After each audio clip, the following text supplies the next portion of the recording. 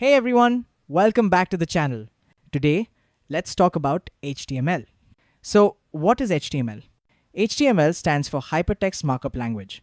It's the standard language used to create and structure web pages.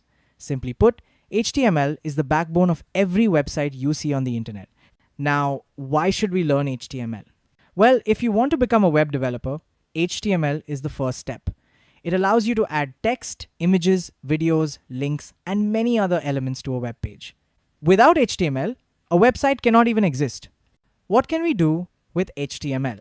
Using HTML, you can build the structure of websites, create headings, paragraphs, tables, forms, and much more.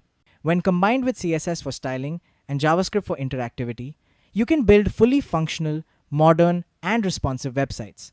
And the best part? HTML is super beginner friendly. Even if you've never coded before, you can start writing HTML in just a few minutes. So this was just a quick overview of HTML. If you want to learn HTML step by step from beginner to advanced, then don't forget to like this video and subscribe to the channel. I'll be creating a full HTML playlist just for you. Thanks for watching, and let's start building websites together.